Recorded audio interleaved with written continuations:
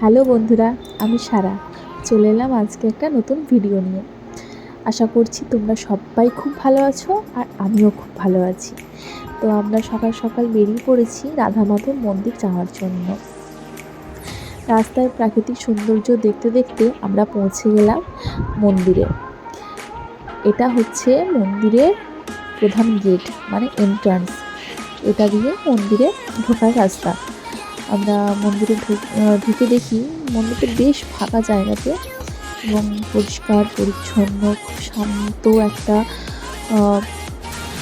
বেশ শান্তির জায়গা। মানে দেখে খুব ভালো লাগছিলো যে এত নিরিবিলি একটা জায়গা, যে মনের মধ্যে মানে একটা শান্তি অনুভব করছিলাম যে ওখানে। তো ওখানে যেয়ে দেখি অনেকেই আগে থেকে বসে আছে, এসে পর অনেকে পুজো দিয়ে বসে আছে, আবার কেউ এমনি এসে একটুখানি সময় কাটাচ্ছে এসে মন্দিরে।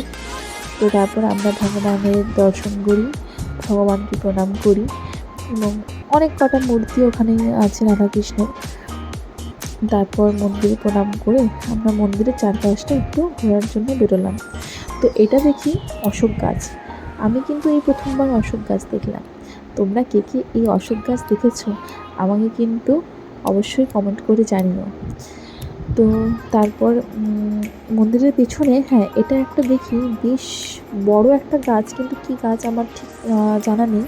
আমি কাউকে ওখানে পেলাম না জিজ্ঞেস করার জন্য যে এটা কী গাছ। কিন্তু এই গাছটাকে ঘিরে বেশ একটা মন্দিরের মতো বাঁধানো আছে, গাছটাকে ঘিরেই পুরো বাঁধানো। তারপর আমরা ওখানে কুপন কেটে ভোগ প্রসাদ খাওয়ার জন্য বসে পড়লাম।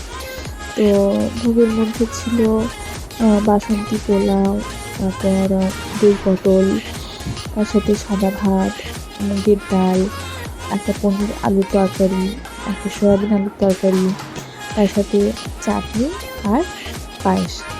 তো বেশ সুন্দর আমরা ভোগ প্রসাদ খেলাম।